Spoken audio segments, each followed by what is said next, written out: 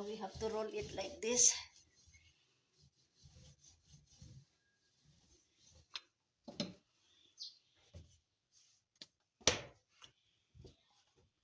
Must be the dough is thick.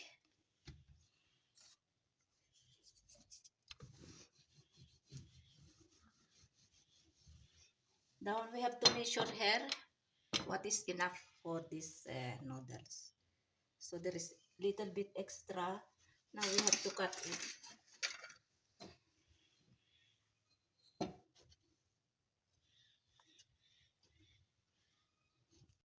I cut into because very long. Now first we have to put hair in plain. So I put this one hair. This one. First hair for plain. Now we have to put now this one hair. Like that. Wait.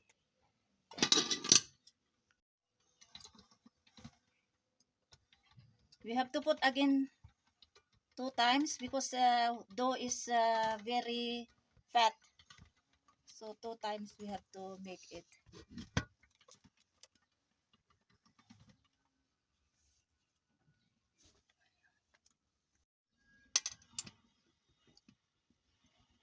Now we have to put now this one in cutting.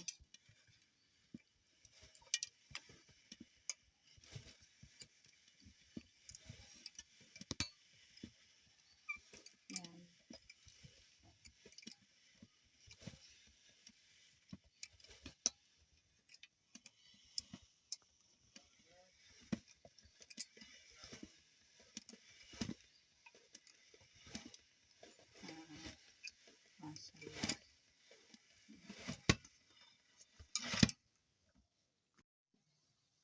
My pasta noodles machine.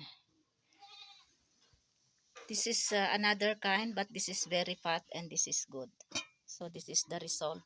And this one is for plain.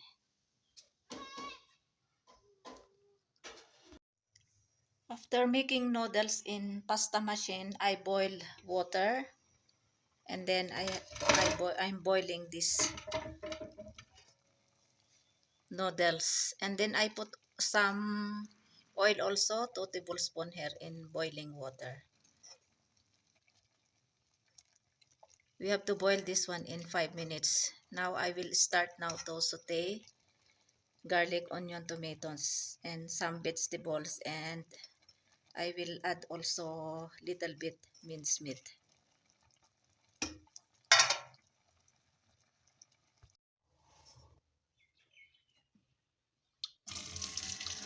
Now we have to wash this one in running water, cold water.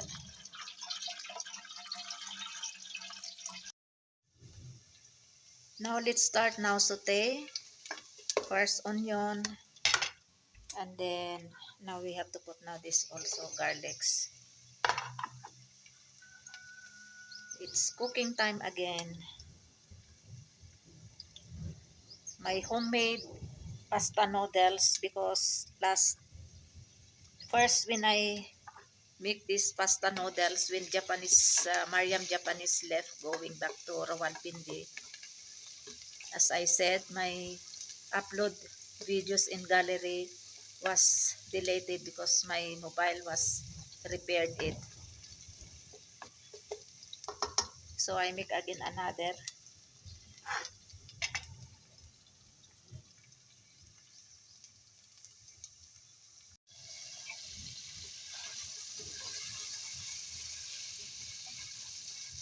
I add minced meat and beans, string beans,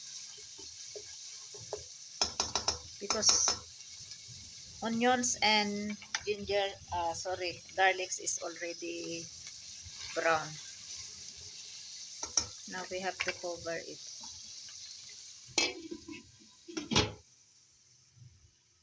Now let's check.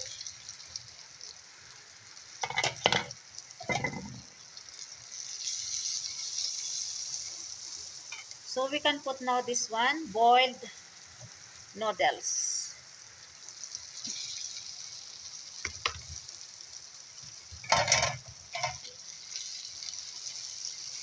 When I make at the time, first first time when Mariam Japanese is here last May 27, I put sardines and only, I think capsicum only I put in this pasta.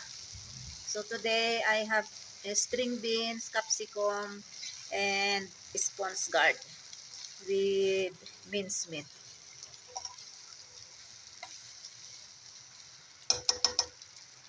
Now only soy sauce, I have to put soy sauce and some salt.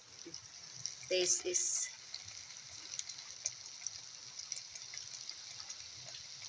this is soy sauce of Pakistan.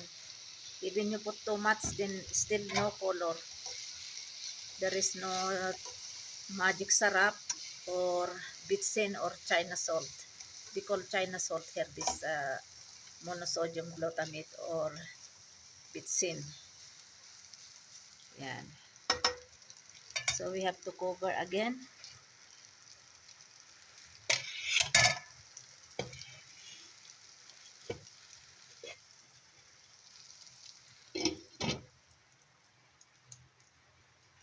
Now let's check again. We'll taste if salt is enough, because I did not put salt here on the soy sauce. So we have to taste if salt is enough or not enough. Bismillahirrahmanirrahim. Lacking salt. You add more salt.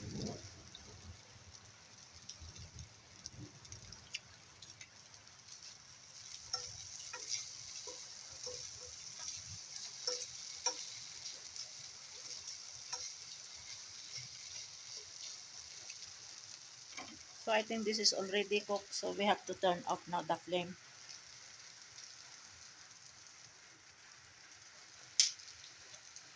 Now let's check.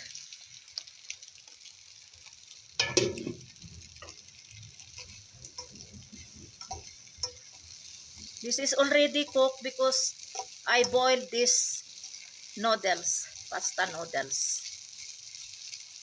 So I will turn off now the flame, and so I can taste it. Today is today is June 4 and today is Thursday. Time check Pakistan time is 3 p.m. And again, there is rain again. Slowly rain again. Almost every day there is raining here.